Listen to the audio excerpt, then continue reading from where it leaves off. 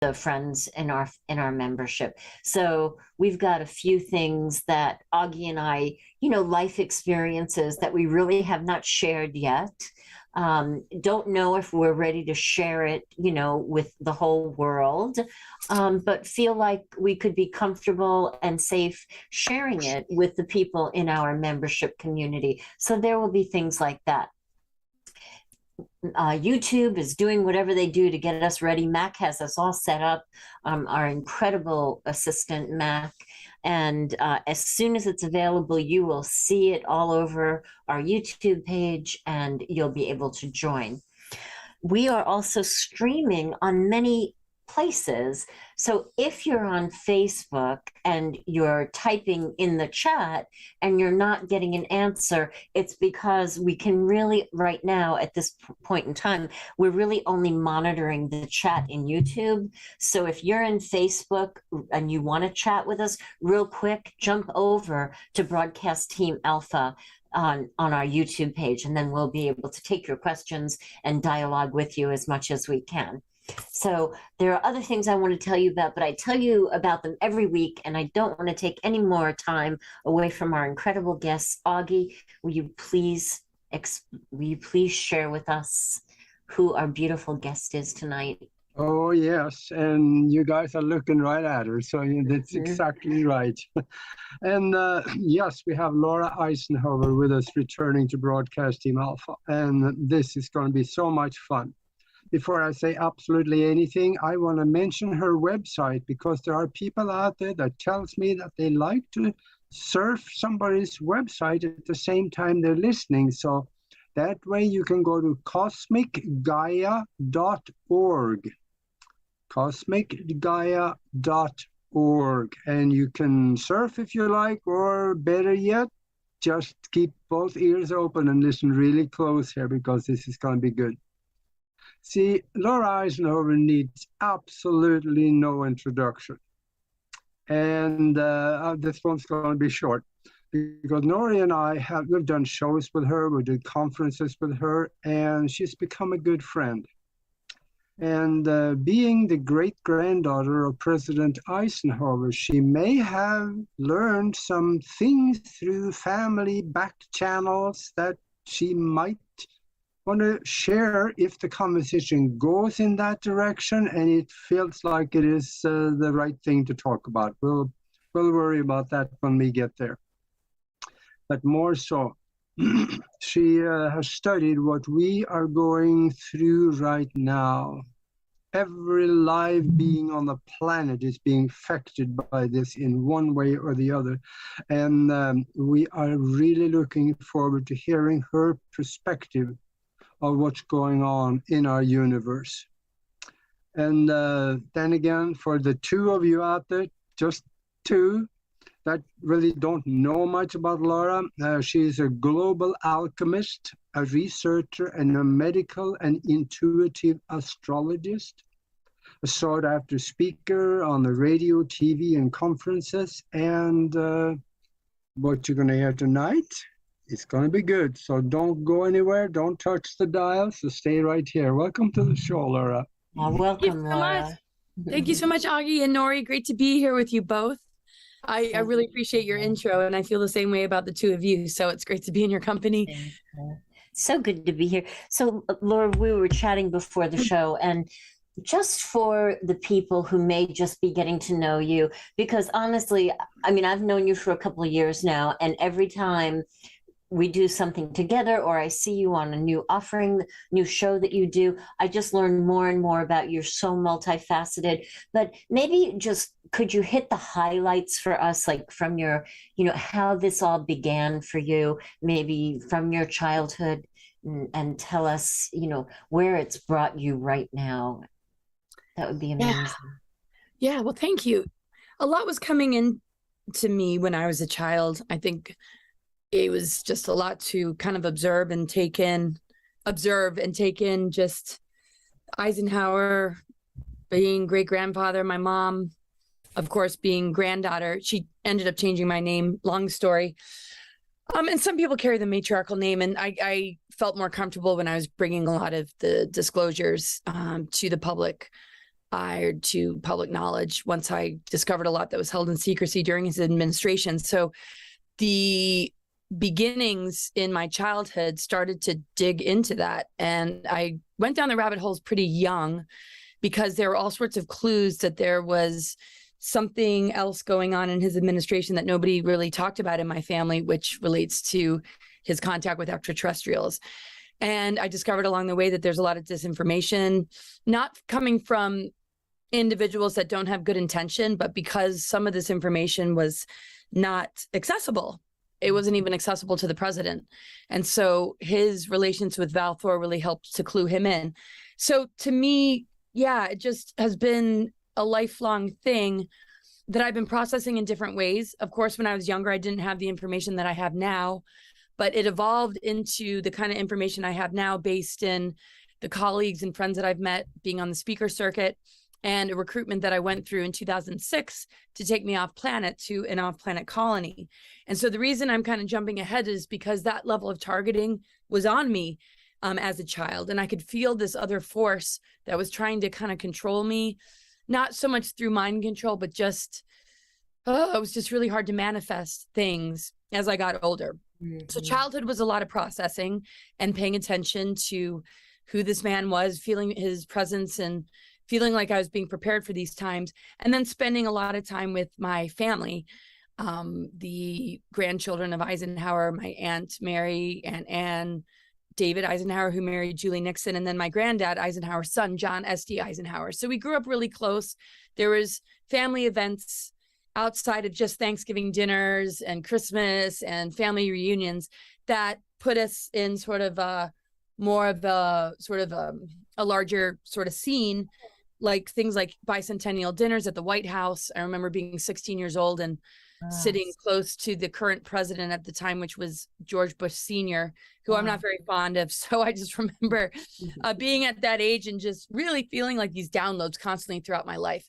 So it sort of culminated in connecting dots to this day, based in my experiences, other research that I've come across, and doing readings. I've been doing readings for the last decade. And I've had all sorts of clients, people that have been contacted, people who have been abducted, people who have survived the MK Ultra programs and SRA, satanic ritual abuse. And I observed the family like really young, going down rabbit holes and this and that. And Eisenhower is a very different bloodline than one would see with a lot of other presidential bloodlines. And so on top of my deeper soul journey, which connects to just understanding the planetary grid network, the multidimensional cosmos, and what our true potential is, I felt a strong calling to exonerate Eisenhower of a lot of blame and a lot of projections that were placed upon him. So this is encompassed my whole life. And again, it's unfolded through many different phases and stages. And as much as I jumped around, my awareness of it started really young. And when I understood the dark weaponry, psychotronic weaponry, and all these different tactics being used that aren't a part of being pushed into the MyLabs or the projects or programs or SRA, it was a different form of targeting that wanted me to eventually become a permanent colonist on Mars. And it was trying to steer me in that direction. So when I met the players behind it through a partner that was set up as a plant to act as bait, I was able to uncover many, many layers of the hidden shadow government, how that related to the World War II Project Paperclip, and how these projects have infiltrated not just the US government, but their tentacles spread all throughout the world. So I do my best to expose this stuff to help us call our power back and remember who we truly are, and to help empower us to not allow our creative channels to be infected by the propaganda and false narratives that bring about belief systems that cause people to be siphoned and vampired off of, to the point where we are co-creating a future that we don't need to be co-creating, when in actual fact there's organic ascension. And that has been my passion since I was a child, things related to hierogamic union and the Christ Sophia divine template, and what our true DNA potential really is all about. I know that's kind of a mouthful, but no, it's good. It's good. And I was just curious. So you had the relationship that was a plant, right, for you being targeted. Were you targeted in some of the other ways that other people are, like people following you or gang stalking, things like that? Well, the folks that were connected to the Mars recruitment, They're called the Aviary, and anybody can look them up. The website about them didn't come out until about 2010. I had already exposed a lot before that website came out, because my Mars recruitment experience took place in 2006, and I only really had my intuition to go on. But I paid a lot of attention to who my partner was talking about, who he was attending secret meetings with.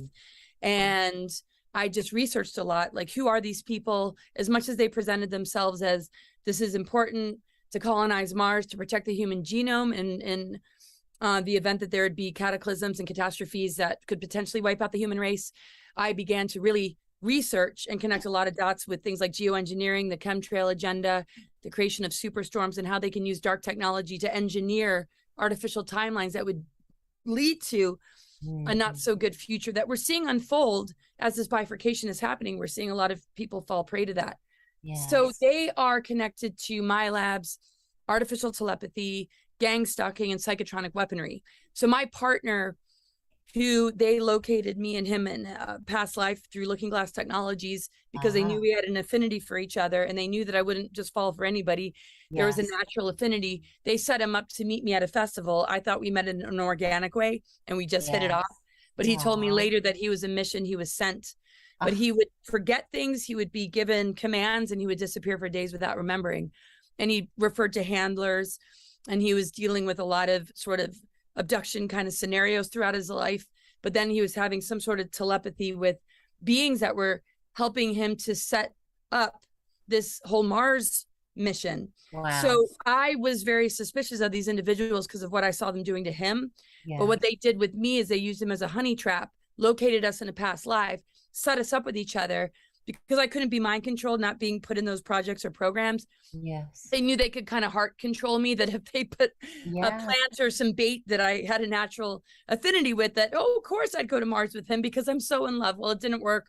I tried to get him to stay. I was calling out a lot of what was happening. And they were basically kind of gang stalking us. Our phones were tapped. There were webcams in the neighborhood. And at times he would call this stuff out, but he would have to unplug all the electronics to tell me this stuff. Wow. So that we wouldn't be overheard. But then all of a sudden they would maybe trigger some sort of altar or some sort of mission in him where he wouldn't be able to really admit that he could tell me anything. Wow. So when I read the website, which you can find, the Aviary, look up John Alexander, folks like Richard Doty, Hal Putoff, who was his handler, they're all listed and they all have code names named after birds. Like there's a penguin, there's owl, and Chicken Little, which is Dan Smith, who kind of defected and helped me to understand all of this. That website was able to uncover the fact that they are connected to gang stalking, psychotronic weaponry, my labs. So they didn't directly get me in some of it, but they used him as bait. And he certainly was under their influence.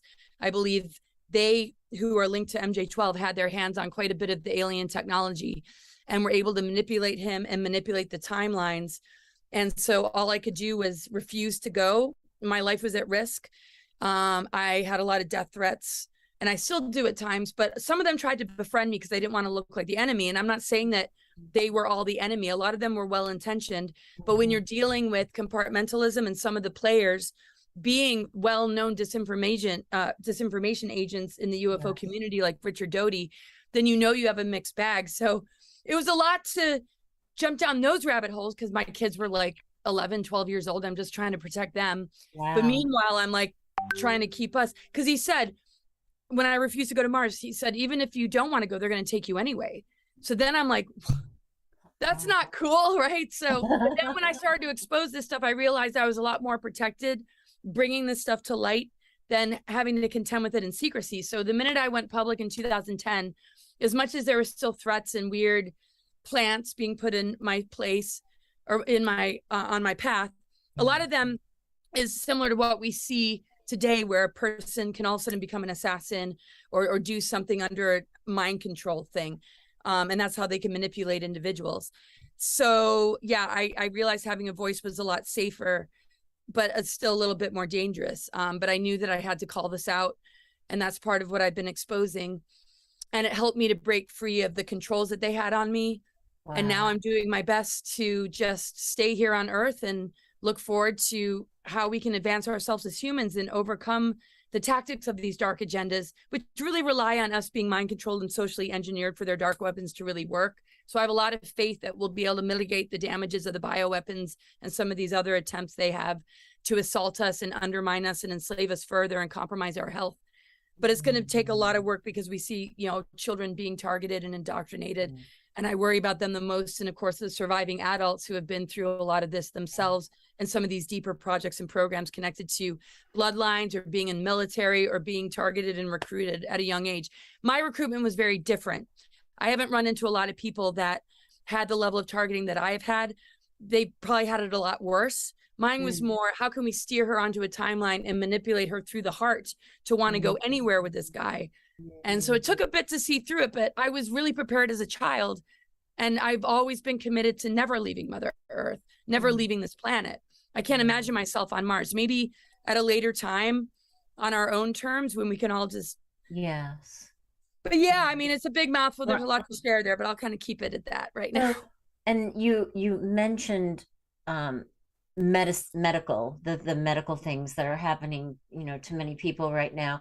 And that's one of the things that you love to do, right? You're a medical intuitive, and that's a big part of the work that you do, isn't it, with people? Yes, I did go to a clairvoyant institute, and I learned a lot of, you know, different tools for grounding and developing third eye. We all have those abilities. But I had been studying, you know, astrology throughout my life. The I Ching and Tarot were always a big part of it. And so I prefer when I do readings to refer to data, because just to be safe, because you never know what kind of jumps in. And even though I did very good readings, at least that was the feedback I got. I just felt a little bit more comfortable also having the tools of things like astrology. And learning medical astrology has been very interesting because the planets do connect with our organs. And the different aspects that are in our chart connected to the patterning, whether that's ancestral patterns that are passed down to us, or just what we picked up in our environment, or how our blueprint has sort of unfolded throughout space and time. It gives us a lot of insight about health issues, what has got, you know, become unconscious to us that we haven't been able to process through, that ends up in the physical body as physical symptoms. So the polarity integration between, for example, the house of Pisces, Neptune, which is opposite Virgo, which is an earth sign ruled by Mercury, where we're not able to get in touch with our unconscious self, usually ends up being physical symptoms. That when we get close to it and we face that adversity, we can actually get to know ourselves better and actually learn how to heal and regenerate.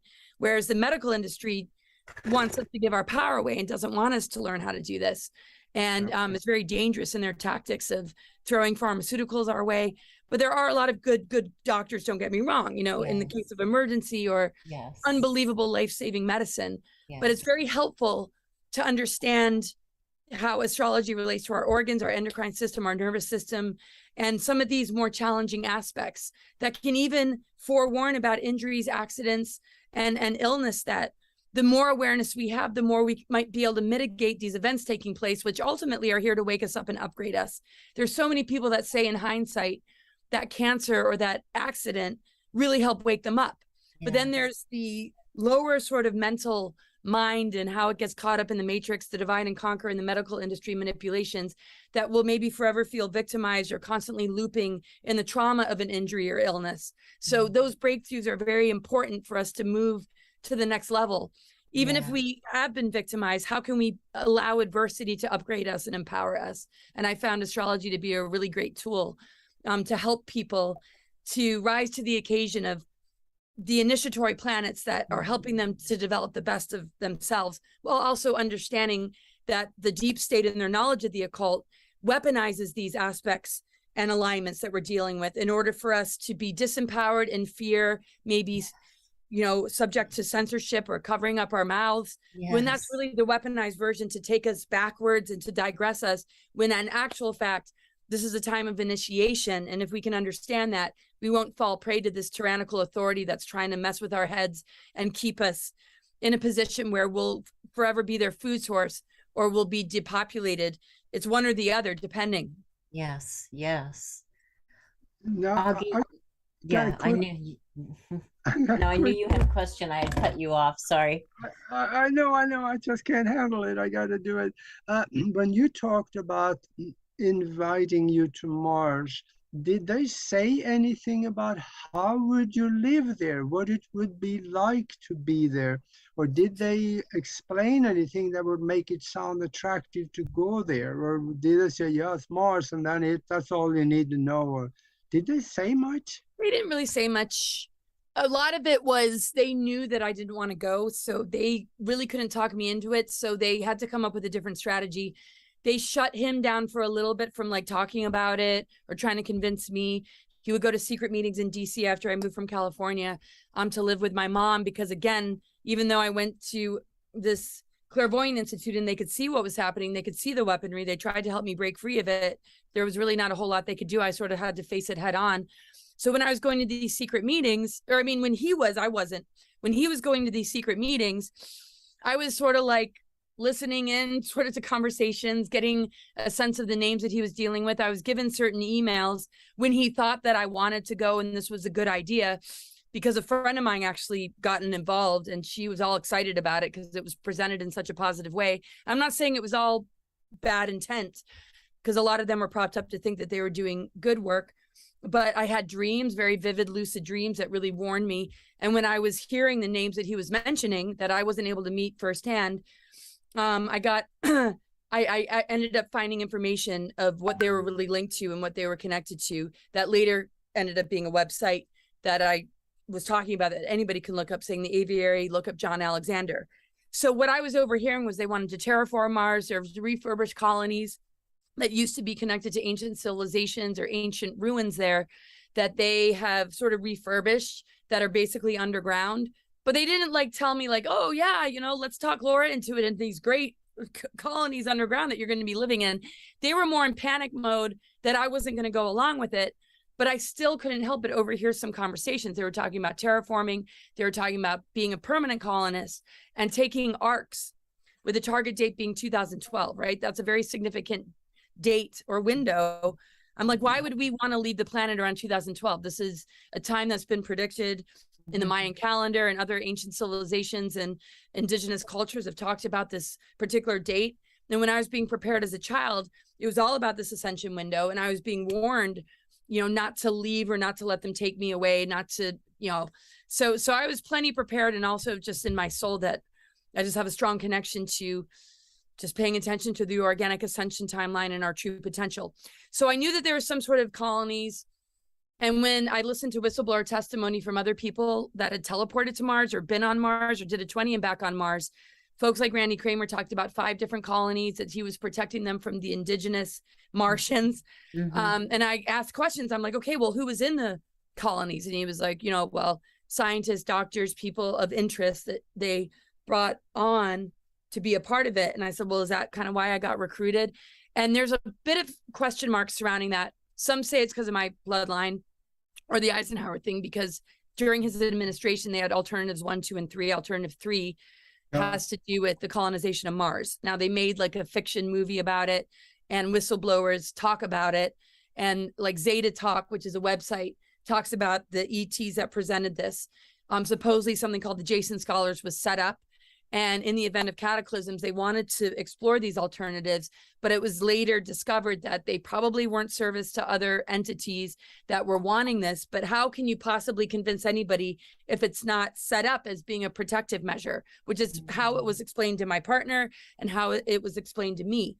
But because they knew that maybe they messed with the wrong person, and I'm not the kind of person that you can really control or drag anywhere without me at least sitting down with them. I'm like, why don't they want to sit down with me? Like, if this is really serious and this is for my best interest or for humanity's best interest to protect the human genome, why do I not have access? Why am I not a part of these meetings? Why is this so secretive? Why am I being told I can't tell anybody? Yeah. And so I had to blow the lid off of it. But what it looked like is they were looking to terraform. We were going to travel in arcs, not teleportation or jump rooms like Andrew Bashago talks about, but there was some sort of arc. And what Andrew Bashago has told me, because there's a link between me and him and Project Pegasus, although I was not in the projects, I was talked about, he said, a year before I was born. He said I was pre-targeted before birth to steer me down this, but we both blew the whistle on it because we knew that it was nefarious, or at least aspects of it was. And basically, it was to be a permanent colonist. And he was like, oh yeah, but we'll come back to her. He kept trying to spin it as being a good thing. But I had such a lucid dream one time where I had to make a choice.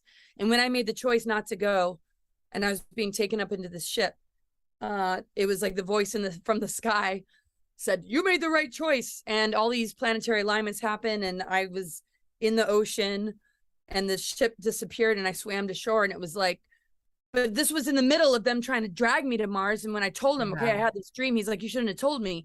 Then people started dying. It got really scary. And I had to flee with my children and it wasn't easy. And I think that's where Valthor might've come in and played a hand in protecting me. Messages have come through Elena and other people. And I'm the kind of like, okay, I take it with a grain of salt. I have an open mind. I don't have fixed beliefs. I feel his strong connection with Eisenhower. And supposedly Eisenhower was briefed about a descendant bringing to light things that he wasn't able to. I take it with a grain of salt, of course. But when I mentioned this to Elaine and she heard my story, she goes, yep, that was Valthor protecting you. And a message from Valthor to her said he vowed to protect the descendants of Eisenhower. And I think there was special attention on me because I did run the risk of being offed, being tracked and targeted beyond what they were already doing in a much more dangerous way. And like I said, they planned on kidnapping me and taking me whether I liked it or not. And here I am. So thank goodness. So there's a question in the chat room. Marius asked, at what age did you realize your life purpose and the Sophia connection? That came on really young. I was really out of my body, kind of, I think I was, I guess you call it like astral projection or astral traveling. I had a really hard time being grounded in my body, but it's not like anything else possessed it. What I was told was I was bringing in like my soul family, kind of like not embodied in a physical way to kind of operate my body. And I like kind of died and kind of went on this journey. And it was very much connected to kind of going into the underworlds, clearing Stargate energies. I was told that it had to do with clearing wormholes of inorganic entities to help with planetary grid network energies, lifting veils and fences and some of this stuff, which we are doing as humans in our own DNA because fences and seals have been placed there. So it was some sort of larger energy work that I didn't really know I was doing. I was sort of like, why, what is wrong? Can't talk about this with anybody. I was sort of living a double life. Sometimes I'd be very certain of what I was doing. And other times I would just be completely just like a little bit lost. Like, what the heck's going on? Why can't I ground? And it wasn't until later that it kind of made sense. But Sophia was always coming to me, or that name. And I'm like, nobody talks about this. And Christ Sophia and the link with that. And I just started really connecting in with how the mother energy has not been anchored in the planet. And we've been dealing with planetary grid network reversals, dark technologies like the Nephilim reversal grid. I later learned about the Niberian dyadic crystal grid, which is all based in reversals, and the worship of Baphomet and the siphoning and harvesting of humans' life force, and also the targeting of children and adrenochrome, and everything that we hear about now has been very much the dark cycles of history that we've been dealing with. As of 2010, the mother energy got anchored back in, and I believe a lot of us who are living a very authentic life, like you guys and many others, we've been doing this energy work for so long. And sometimes we don't really know what we're doing. We're just doing it. And I have a lot of clients that don't know what the heck they're doing. And I'll look at their chart and I'm like, do you realize that you're kind of doing this other stuff? And they're like, really? And I'm like, yeah. When you kind of drift off and people think like you're just like really spaced out, you're actually working really hard. Because I remember people always being like, Laura's really spacey. She's really out of touch with reality. And then I remember thinking like, I'm working, like I'm doing energy work here. I'm not just like spaced out just because I couldn't pay attention in school and I skipped class all the time. Like I'm working, or I'm going to the library, researching this stuff. And a lot of my attention went to like books by Caitlin Matthews, and also Kathy Jones and her books about Glastonbury and the goddess energy there, and just how that relates to the earth, planetary grid network, and the archetypes that we all hold within ourselves. So I just felt very drawn to it, and realizing the 3D programming and a lot of the distortions of the masculine and feminine really don't do us much of a service until we are able to break through it. So I notice that blueprint. I notice these archetypes like in everybody. So to me, it's a divine inheritance that we all carry. But the Sophia energy came to me and in some dreams, how it relates to the Magdalene and all these different archetypes that we hold in our divine blueprint.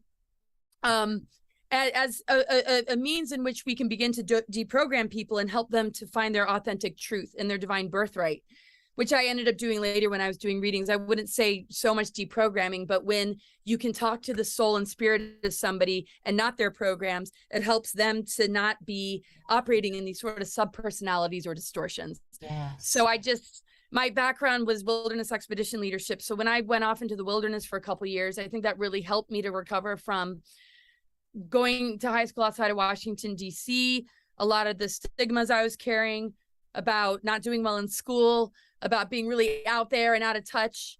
And I really thrived. So I'm like, okay, I don't have all these learning disabilities. I can actually, like, my brain works. Yeah. And it just kind of like was really helpful. But I was born in England. I was born at home, and I have, a strong connection to some of the stuff there. But yeah, just studying books, studying astrology, the I Ching, anything to help with self-awareness. And the wilderness stuff really helped. And then just doing readings and getting a lot of feedback in readings on myself and doing that for others. It's been a lifelong thing. So the Eisenhower stuff and trying to find the truth of what happened in his administration, I've been able to sort of connect dots, because those reversal grids, rewriting of history, a lot of the blame that's been put on him as far as signing treaties with the Greys, which actually isn't true, and a lot of the accusations he's experienced, I realize is a part of the connection of dots as to why humans are having such a hard time. Because if we don't have real history to reflect upon, and we have amnesia when we're born, and we're not given the full facts about what really happened, we're not going to be functioning at our best, because we're going to be blaming the wrong people. We're going to be looking outside of ourselves when the outer authority does the problem reaction solution. It's like we have to preserve the truth as best as we can, as close as we can get. And the most important aspect of that is understanding that we don't have junk DNA. It actually holds the higher harmonic universes and the hierogamic union, which connects us to the Christ Sophia, the earth, and the 0-point unified field, the cosmic trinity, the Holy Spirit, Father, whatever anybody connects to, because we're restoring the tree of life template, which is our 12-strand DNA capacity and beyond. So the tree of knowledge and the reversal grids have created an artificial overlay, which has made it very difficult for humans to advance. And in actual fact, we're seeing a lot of digression. So hopefully we'll be able to rescue some of these souls from what that means as far as their health and well-being. And so I try and empower this stuff, because I believe that the power of spirit holds dominion over physical matter. And if people can find that alignment with the organic ascension, which to me is all about human advancement, we'll be able to alchemize and transmute the nanoparticles, the heavy metals, and the mind control. That to me is a prerequisite for the weapons to even work. Because if it was enough to blast us with weapons, why did they bother with the indoctrination and the false media and the Hollywood industry? If we weren't locked into those distortions in the mind control, and we really were in full alignment, I feel like these weapons have nothing on us, because we're the higher frequency, we're the more advanced technology than even 5G or anything like that. That's an excellent point. And somebody asked in the chat room, forgive me, it scrolled up, but they were wondering how long you think the window of ascension is going to be open, and is there going to be a time when it's too late? I'm not sure what he means by that, but that's a really good question. I mean, Keylontic Science mentioned like 2000 to 2017, which is long past. People like Lisa Renee from energeticsynthesis.com has extended it a little bit more to like 2025. I think we're in a bifurcation right now. Okay. And there's definitely a split, because there's like the frequencies are so different. It's not about the divide and conquer as much as people that are really looking to outer authority, that are compromising their health, that are believing in the problem reaction solution, are definitely compromised individuals. But I feel the unconditional love of source energy, our capacity to heal and continue to work with spirit guides and just different things that will show up on a synchronistic level on a person's path to help snap them out of it, including the disclosure of advanced technologies in harmony with our DNA advancement, and also the earth and nature will be provided, right? So I feel like there's a bifurcation, but there's a bridge between the splitting timelines, that it's not just, see you guys, you bifurcated away and you're now gone. We have a lot of individuals who have friends and family that they're not going to easily let go of, but one doesn't want to kind of be on the sinking ship with them. It's like, here's the lifeboat trying to pull people in, but what if they're pulling on you so much that you end up falling into the water, and you might because of compassion and wanting to fix everyone and heal everything, you kind of miss the opportunity to thrive more, right? Yes. But I feel like there's a bridge, and I feel like there's plenty of rescue missions that aren't going to save a person, but they're going to provide opportunities for a person to wake up. Now, when I study astro charts, there's always some sort of big life event that happens that snaps a person out of it. It either happens in their own personal life, or it happens to a loved one, a family member, a significant other, a child. I mean, there's always like something that eventually is going to show up, and we're not all moving at the same speed. So I have faith that in this bifurcation time, there's bridges connecting the two, and that people going down that trajectory, the minute they begin to wake up and break the mind control, I feel that they will open up their field to the synchronicities that support their healing and their ability to overcome the dark weapons, the bioweapons, and whatever has compromised their DNA. But as long as they're not opening themselves up to it, and they're only seeing what the outer authority is dictating to them with the rules and mandates, and, you know, like we see in China, the credit system where, you know, some feel like, well, it's making me a better citizen. They're completely consenting to it. So how are they going to perceive a different route to go down if they're not even interested in it? So I feel that those that snap out of it and say, okay, I was forced into this because of my paycheck. I felt like I didn't have a choice. I see that this wasn't the best idea. I feel like their awareness is going to bring to them synchronicities that will help them to recover. But the ones that don't even want to look in that direction, I feel are going to further go down a road of being assimilated into AI and being genetically engineered. But I feel like there's going to be a wake-up call for almost every individual. And worst case scenario, I feel like we've already noticed with some of the abduction scenarios where a very compromised being that has been genetically engineered will find a way to return to its soul matrix.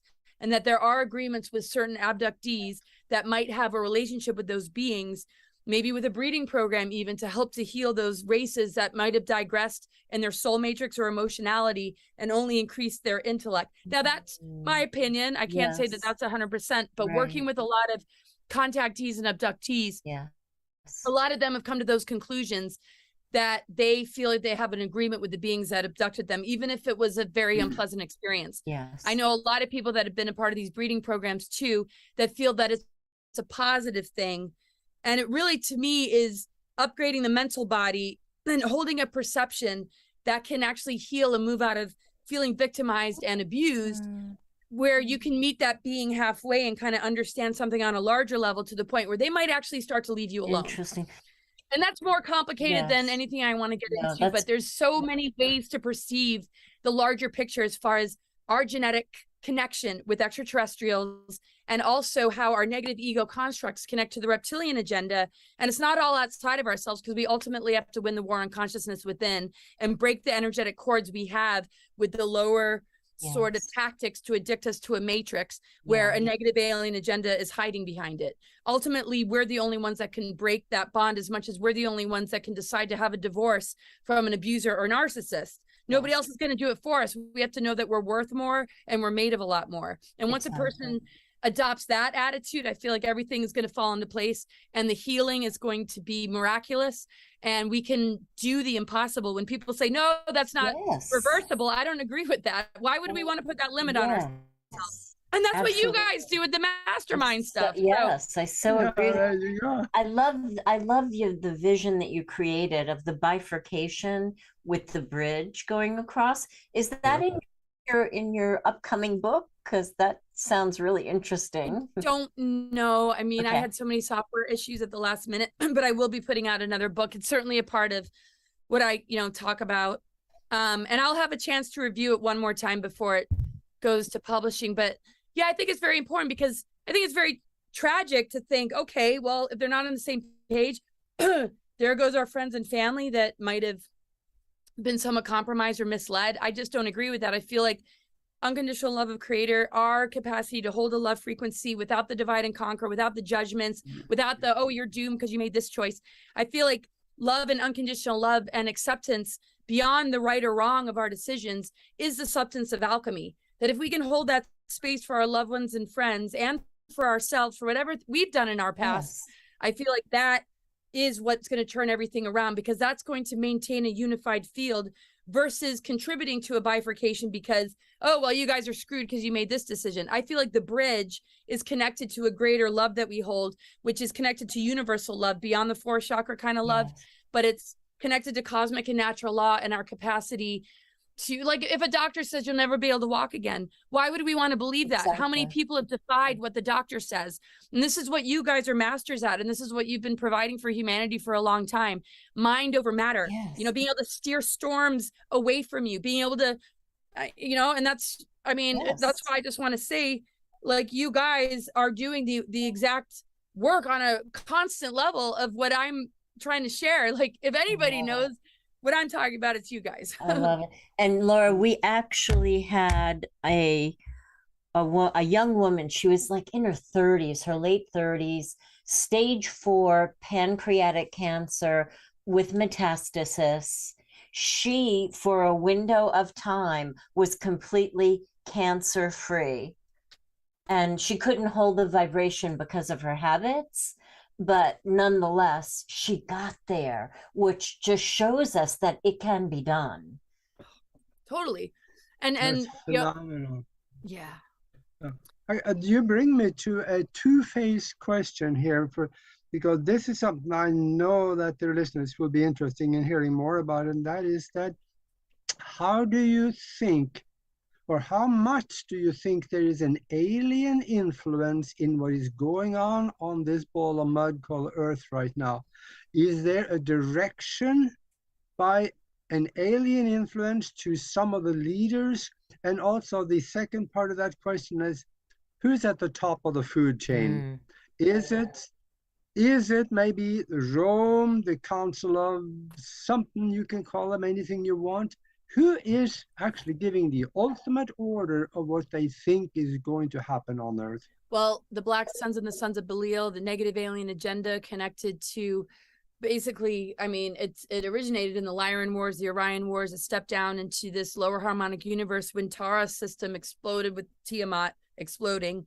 The balance of the masculine and feminine, as far as planetary systems that were holding the balance, got pretty much shattered. And it was very easy to take advantage of us. And things like Saturn moon matrix and the dark technologies connected to the artificial rings, how that relates to the artificial components of the moon and how that impacts us as a humanity.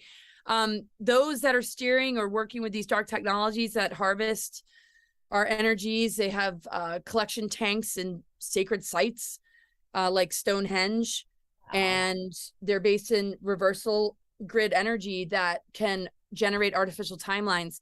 Things like HARP and chemtrails are just secondary to that. That's just a part of keeping us connected to it so that we stay on that trajectory. And it's really our belief systems that feed it and our consent, because we're energetically corded to it. And that, to me, is why I compare it to being in an abusive relationship where you're in denial of it being deceptive or abusive. You just want it to work out because you're used to it. You have a security blanket connection to it. You don't know your self-worth. You don't want to look at the red flags because it's too much to face all that. So that negative alien agenda, I wouldn't put at the top of the food chain. But as of the times of Anunnaki and the creation of the hybrid bloodlines, and how the reptilian aspect of those genetics were targeted through trauma-based mind control in order for those beings to be possessed by demonics or negative aliens, which to me are pretty much the same. These people are kind of empty vessels that are running this agenda through allowing this possession. I'm not saying that they're always running it, but with altars, I mean, I've talked to so many people that have survived those programs, MK Ultra and satanic ritual abuse. And some of them say, you know, I have 200 altars, and some of them were groomed to play a role in these sort of end times, beginning times, of playing the role of an ascension teacher or somebody in an influential position. And they said, I had to break that because I was being propped up to play a particular role, which would have looked benevolent to those that want to awaken, but it actually isn't because it was groomed. This person's name is Derek. He was trafficked to Prince Philip and the Trudeaus, and he grew up in these families. And of course, he survived every horrific thing under the sun. And then folks like Kathy O'Brien, Laura Worley. Laura Worley's written a few books, or she's coming out with her second book. Kathy O'Brien's written Transformation of America. Both of them were under the control of Hillary Clinton. I won't go into the graphic details of all that. But basically, that would be, okay, the Illuminati structure of, okay, what's the top of that? Then we have the secret space programs, how that connects also with the human trafficking, the My Labs, and how some kids are trafficked and they also serve in the 20 and backs, like Tony Rodriguez. So that would seem to hold dominion over matrix energies. But to me, the top of the food chain outside of the matrix and its manipulations, of course, is God and Mother Earth and cosmic and natural law and our true DNA potential. But as long as we are feeding into what the news is telling us and being propped in front of the television as children and going to school and allowing this indoctrination to get the best of us, those forces, are the powers that want to be and that have been, right? But we're the true powers that be the minute we call our power and energy back. And to me, we recognize that we're advanced humans.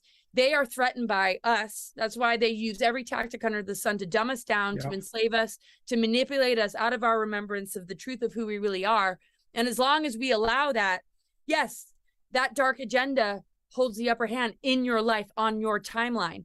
But in actual fact, the minute you step away from it, you start to do the inner work, the soul work, to cut those cords and begin to awaken the fullness of all that you are, then to me, the ultimate ascension guide and energy is the fact that this is an ascension planet and it's taking us towards human advancement where we're the most advanced technology. Doesn't mean we float off somewhere. Maybe for some they do. I'm not saying, oh, I have all the answers, but we are co-creating our reality. And I know that grounded with Mother Earth, the diamond heart that is anchored back into the planet, the proof being the Venus transits and how that formed a perfect pentagram to correct the inversions of the Baphomet satanic inverted pentagram, and how Ophiuchus, the sun moving to the 13th sign of Ophiuchus in 2010 really represented this shift.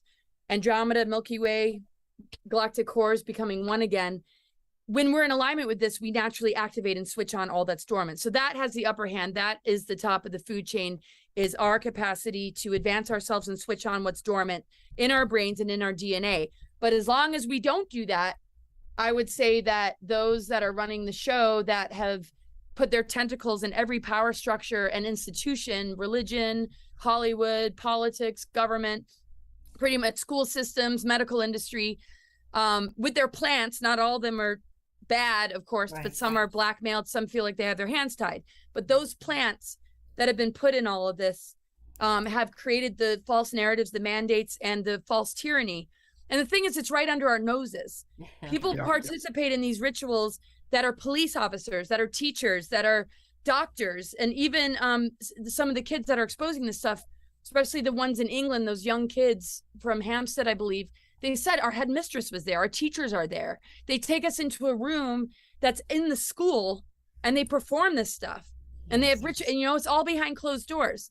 So a lot of people that show up at these billionaire parties, some of them don't participate, but some of it's behind closed doors, just like compartmentalism. So you have your well-intentioned people that are just looking to be maybe an actor or, and it might be approached to compromise themselves for greater fame. And some are calling it out with Weinstein of, being asked to do this or do that to have fame. There's those that are trying to recover and survive it.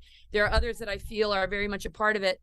And it's right under our noses. So the more we wake up, the less it has power, because it only really holds power in secrecy. The more we expose it, the less it can hide. The more we wake up, the less we are energetically corded to it and manipulated by these so-called people in our communities and cities that look like upstanding citizens when they might very well be a part of it. So it's hard to have the discernment. So the most important thing is that we develop our own bullshit meter and we are as aligned with our truth as possible by being authentic, which will help us to see through the deceptions and lies, just like we would have to do if we show up at a festival. Are we going to end up hooking up with some dude that, is going to put us in harm's way or danger? Or are we discerning enough and careful enough without making ourselves vulnerable to be able to meet people of high vibes that are synchronicities coming from our higher mind being grounded can help us to establish? But if you show up somewhere and you're drunk and you're unconscious, you're probably not going to meet the right people. So we have to do the same in our everyday life to know who's who and not throw everybody under a bus and say it's all bad or all reptilians are bad or all doctors are bad.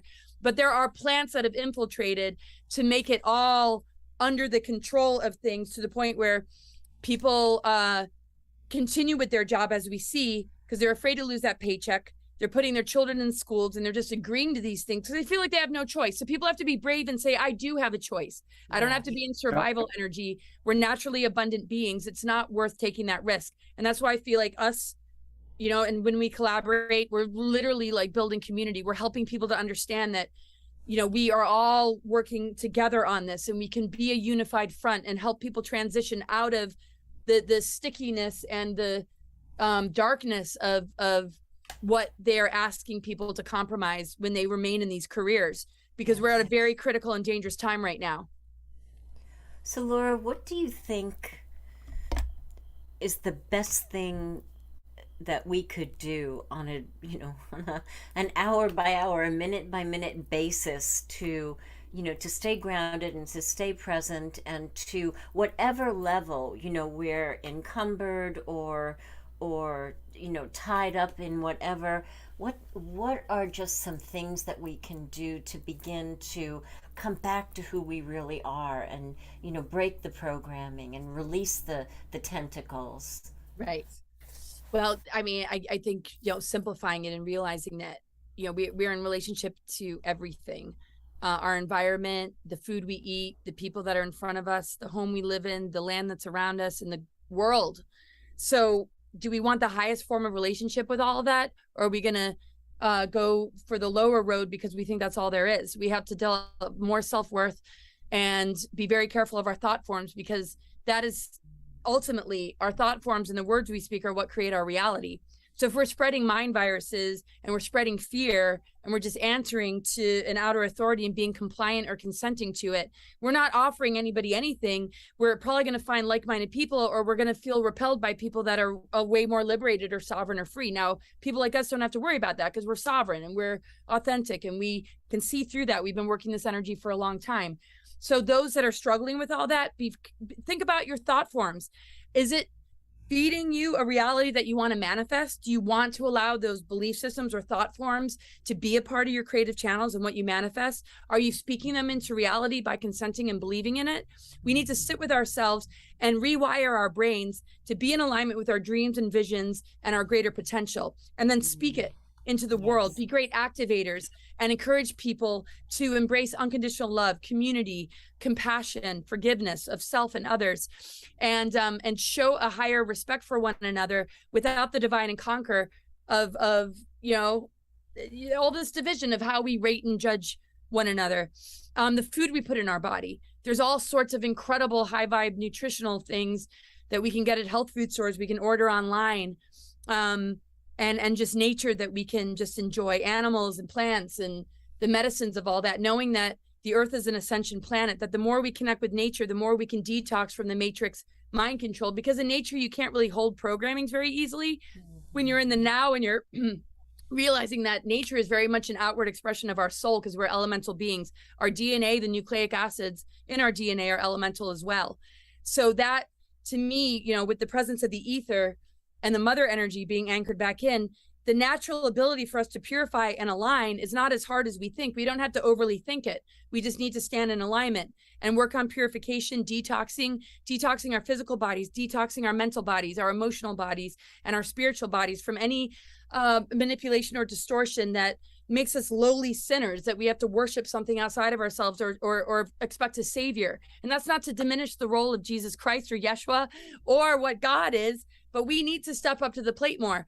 So whatever it takes, you know, be willing to be transparent, find community, find people that allow you to fully be yourself. Don't be afraid of the people you have to let go of and having boundaries. All toxicity has to go. And we, with every option and resource that's out there, can achieve this. We have to be able to face the dark night of the soul and the aspects of ourselves that are less than pleasant, that we might find ugly and like embarrassing, and have a sense of humor about it and give it unconditional love and forgiveness. Cut ourselves some slack. Yes. We've been passed down a lot in our ancestral patterns. We've been exposed to a lot of crap. So like the Hawkins scale, we're humans. We're going to drop down into lower emotions sometimes, but instead of denying it or being afraid of it, give it unconditional love so you can raise your vibration again and actually create the alchemy, which means that you can go into the lead, go into the dark, and rise like a phoenix out of it and restore the darkness to the womb of creation, to fertility, so that the higher seeds of your consciousness and the higher mind with all its visions and ideas and intelligence can anchor itself in the womb, in the soil as seeds, to grow a reality that is to your liking, instead of allow this infection to come in where you're taking in things that you don't want and don't like, and know that you have a choice in every moment. And every moment, from the minute you wake up to the minute you go to sleep at night, and the minute you process your dreams, be willing to do that work, because we are an advanced human vessel, and it's time that we enjoy it.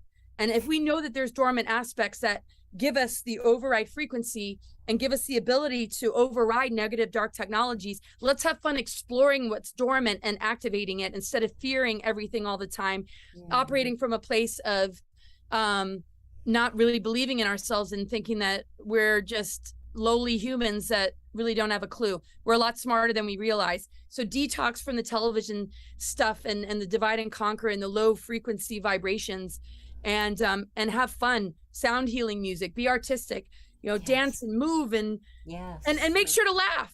But there's some things that just aren't funny, though. So you can be an advocate in your communities for children, and take on a leadership role. If you notice nobody in your community is doing it, maybe you're the one that needs to.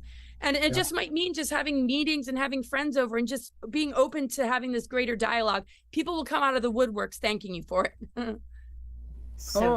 Gosh, I see we're almost done with the show. It went so fast, Laura. I hope I didn't talk to you. I wanted to hear more from you guys, but I'm going to have you on my show next, because I have a lot of questions.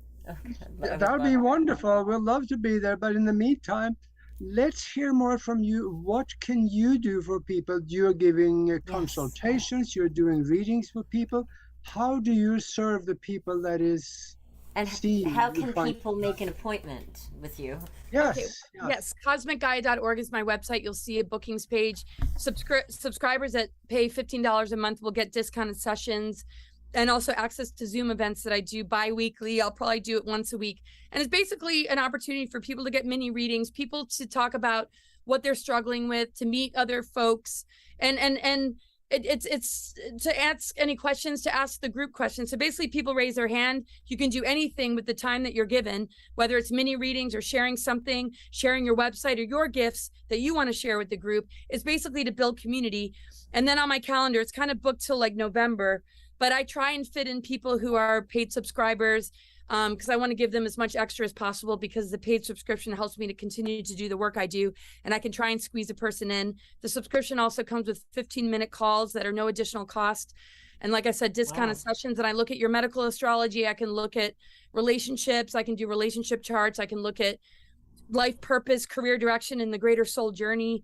And I won't probably be able to do readings like on an ongoing basis, and I'll probably shift things over time, but I'm going to do as much as I possibly can. So you can check out the online calendar. If you subscribe, show up at one of the meetings, or send me a personal message, I can try and squeeze you in sooner. And so, working one-on-one with people, trying to build community and encourage people, to, just know, like, we all have each other. We're not alone, and we're all a work in progress. And the more we can share and feel like we can be with like-minded people that accept us for who we are, while also working on the triggers and the things that might bring out not the best in us, then we know that, no matter where we live, we still have the online thing that we can do to reach people all over the world. So my clientele is really international, and it's really amazing. And I want to just continue to create events, and I'll have my book published hopefully in the middle of next year, and some exciting projects. But the intention of Cosmic Gaia is to build community, to work with people one-on-one, and to also help people launch their mission. I feature stuff on my website when people are ready to put out their website, and also do mini interviews to help expose people who might not have an audience or a platform, to help them get the ball rolling, knowing that, we each have a divine calling and purpose. I want to do everything I can to help support a person in stepping into that role, because that's really why we're here, I feel, for spiritual and soul development, and to live our truth. And that, to me, is the most healing thing that we can do for our planet and for the collective. Yes. Oh, that's wonderful, helping the little guy like that. That's something that Nora and I have done sometimes too, because we have found some people that's got good stories, but they're totally unknown. But after they've been on the Broadcast Team Alpha show, now they're out there doing shows. So this really works. Well, we have so much in common and in so many ways, and it's been so fun to collaborate with you both. You're both so incredibly gifted and so profoundly genius in all that you do, and I look forward to creating more with you and having you on my show, because I've got lots of questions for both of you. Thanks. But I got to learn so much about you doing these online events, but I know more to come, and I appreciate you guys having me. Thank you so much. Thank you so much. People in the chat room are calling for a part 2, so maybe you'll come back and see us again, huh? Oh yeah, anytime, and vice versa. I'll send you guys an invite too. And thanks everybody for tuning in. Yeah, thanks everybody in the chat room. Augie, you want to take us out? Yeah. Yeah. Oh, I just can't help but I gotta ask Laura the same thing. If you could talk to the whole world, Laura, and the world was listening, what would you tell them? That there's a lot to look forward to and celebrate, and it's been a very tough couple years, but this has always kind of been going on, but now it's really in our face. Look at this as an opportunity to get to know yourself again, to allow these dark weapons to be tools for your growth, where you can change the vibration of it by seeing it from a different perspective. And if you're not aware that these things might be hurting you and you're noticing that you're not doing so well, just know that there's ways to counteract this. And don't buy into the doom or gloom. I feel anything can be reversed, healed, and cured.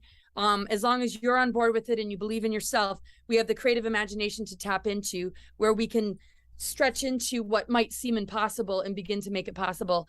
And I recommend, and I know your audience is already visiting you guys in the mastermind courses. And to me, that's the best news ever, that our minds are way more powerful than we can imagine. That's why there's mind control and social engineering, because that is the root of how they use us to create artificial timelines in a future we don't need to participate in. So call your power back, cut the cords, and align with the visions and dreams that resonate with you, and believe in your capacity to manifest it. Yes. Perfect. Perfect. Thank you so much, Laura. Thank you, guys. Thanks.